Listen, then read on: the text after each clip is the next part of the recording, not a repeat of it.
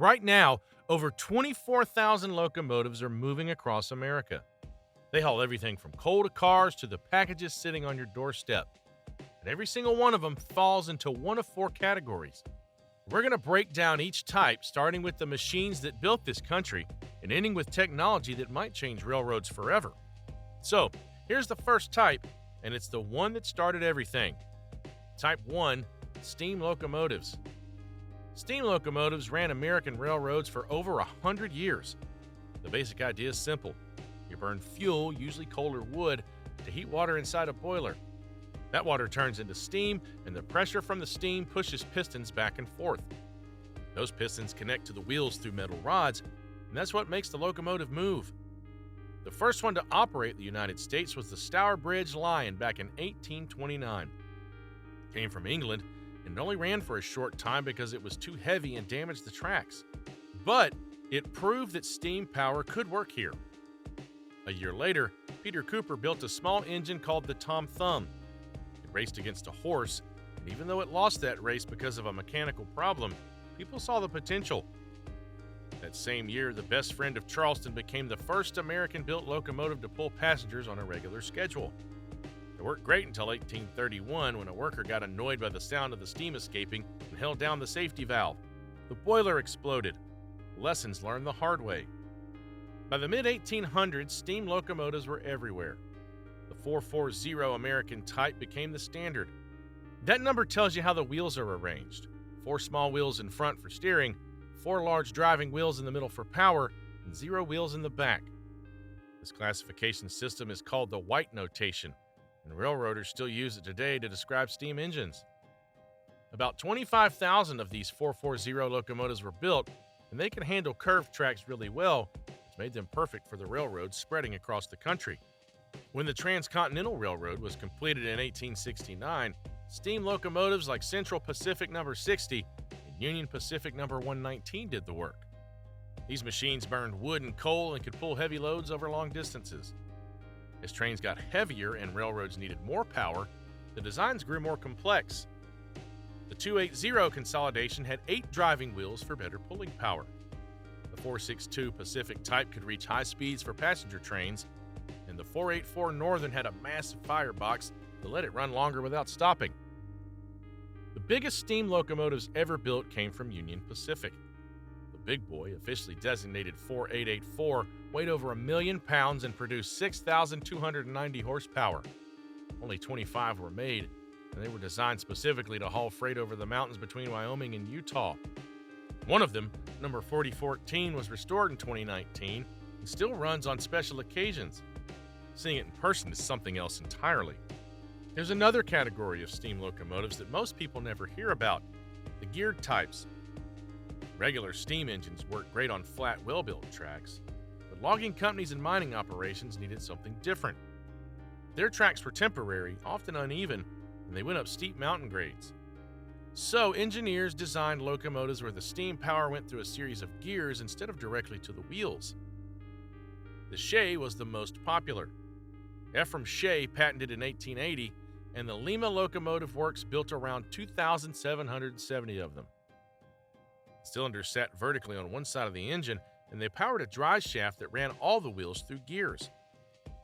This setup let the Shay crawl up grades as steep as 8% while staying stable on rough, uneven rails. The Climax and Heisler were similar designs with different engineering approaches. The Climax had angled cylinders that drove a central transmission, while the Heisler used a V-shaped engine like you would find in a car. About 4,500 geared locomotives were built in total, and you can still see some of them running at places like Cass Scenic Railroad in West Virginia. Steam had one major problem, though. It was inefficient. Only about 10 to 20% of the energy from burning coal actually made it to the wheels. The rest went up the smokestack as heat. Steam locomotives also needed constant maintenance, lots of workers to keep them running, and they had to stop frequently for water and fuel. By the 1930s, railroad companies were looking for something better. That brings us to the second type, and this is the one that dominates American railroads today. Type 2, diesel locomotives. Diesel locomotives took over because they solved almost every problem that steam had. The transition happened fast, and In 1939, Locomotive Corporation put together a demonstration unit called the FT. It traveled to 35 states and showed railroad executives what diesel power could do. Within 20 years, steam was basically gone from American main lines. The last regular steam operations ended around 1960. The way a diesel locomotive works is different from what you might expect. Most of them are actually diesel-electric hybrids. The diesel engine burns fuel to spin a generator, and that generator produces electricity. The electricity then powers electric motors attached to the wheels. This setup gives you the best of both worlds. Diesel engines are efficient and reliable, and electric motors provide smooth, controllable power at any speed. There are a few variations.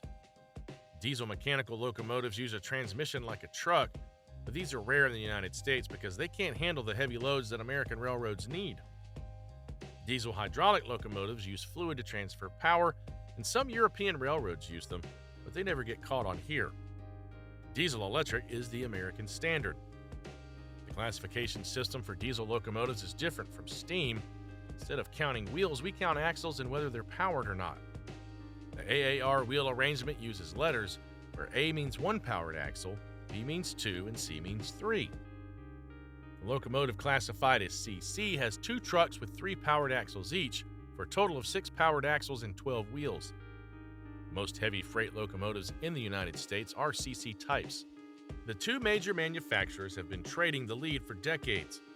Electromotive Division, or EMD, dominated the early diesel era with models like the GP9 and SD42 and the F7. The SD42 was especially successful. EMD built over 3,900 of them starting in 1972, and many are still running on short-line railroads today. These locomotives produce about 3,000 horsepower and become famous for their reliability. General Electric entered the locomotive business and eventually took the lead in the 1980s. Their Evolution series, including models like the ES44AC and ET44AH, became the new standard for Class I railroads. These modern units produce around 4,400 horsepower and meet strict emission standards called Tier 4. GE's Locomotive Division is now part of Wabtec, which continues to build and service these machines. Switchers are a different category within diesel locomotives. These are smaller units designed for railroad yards where they push and pull cars into different tracks to assemble trains. Models like the EMD SW1200 have about 1,200 horsepower, which is plenty for moving a few cars at slow speeds. Road switchers like the GP38-2 can handle both yard work and mainline duties, making them popular with regional and shortline railroads. There's also something called a slug, which is basically a locomotive without an engine. It has traction motors, but it gets its electrical power from another locomotive through a cable. Slugs work in yards where you need extra pulling power at low speeds, but you don't want to pay for another complete diesel engine. Modern diesel locomotives can move a ton of freight about 500 miles on a single gallon of fuel. That efficiency, combined with the ability to link multiple units together under one control system, makes them perfect for the massive freight trains that cross this country every day. Some trains are over 2 miles long and weigh tens of thousands of tons. The locomotives at the front and sometimes in the middle and rear work together through a system called multiple unit control to keep everything moving. The third type of locomotive solves the emissions problem entirely, but it comes with a major catch. Type 3 electric locomotives. Electric locomotives draw power from an external source, either overhead wires or a third rail alongside the track. They don't burn any fuel on board, which means zero emissions at the point of use. The electricity comes from the power grid, so the actual environmental impact depends on how that electricity is generated. But from the railroad's perspective, electric locomotives are cleaner, quieter, and often more powerful than their diesel counterparts. The efficiency numbers are impressive. Electric locomotives can convert up to 90% of the electrical energy they receive into motion. Compare that to steam's 10 to 20% or diesel's 30 to 40%. Electric motors also produce maximum torque at zero speed, which means they accelerate faster and can handle steep grades more easily. The Baltimore and Ohio Railroad pioneered electric traction in 1895. They electrified a tunnel in Baltimore where steam locomotives were causing problems with smoke and fumes. The success of that project led other railroads to electrify portions of their networks, especially in urban areas and through tunnels. New York Central electrified its terminal approaches into Manhattan starting in 1906, and commuter railroads around major cities followed. The most famous American electric locomotive is probably the GG1. The Pennsylvania Railroad introduced it in 1934, and it remained in service for nearly 50 years. The GG1 was a streamlined machine that could reach 100 miles per hour while producing 4,620 horsepower. Its distinctive design, created with input from industrial designer Raymond Loewy, made it an icon of American railroading. Several GG1 locomotives are preserved in museums today. The Milwaukee Road operated the longest electrified main line in North America, covering 656 miles through the mountains of Montana, Idaho, and Washington. Their box cab locomotives and later streamlined units handled freight and passenger trains through some of the most difficult terrain on the continent. But the infrastructure was expensive to maintain, and the railroad eventually tore down the overhead wires in the 1970s. Today, electric locomotives in the United States are mostly limited to the Northeast corridor between Washington, D.C. and Boston. Amtrak operates Siemens ACS 64 locomotives that can reach 125 miles per hour and produce 6,400 horsepower. These modern units are nicknamed City Sprinters, and they handle most of the regional and long-distance passenger trains in that corridor. Commuter railroads like NJ Transit and SEPTA also run electric locomotives on their lines. The problem with electric locomotives is infrastructure cost. Electrifying a railroad requires installing overhead catenary wire or third rail along the entire route, plus substations to convert and distribute power. The initial investment is enormous, which is why less than 1% of American railroad track is electrified. For freight railroads operating over tens of thousands of miles, the economics have never worked out. That brings us to the fourth type. This is where things get interesting for the future. Type 4, hybrid and alternative fuel locomotives. Hybrid and alternative fuel locomotives are being developed to reduce emissions without requiring full electrification. These machines combine different technologies to get the benefits of each while avoiding their drawbacks.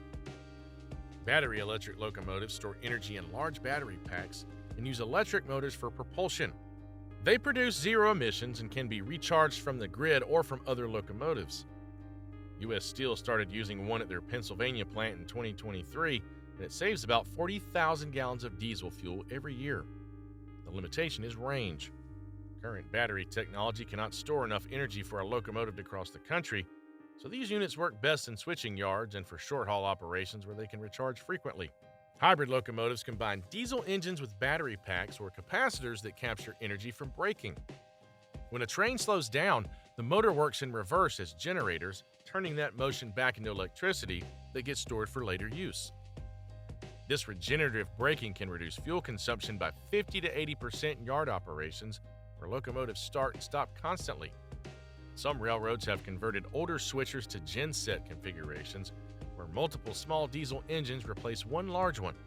The small engines can be turned on and off as needed, which saves fuel when full power is not required. Hydrogen fuel cell locomotives are the newest technology being tested.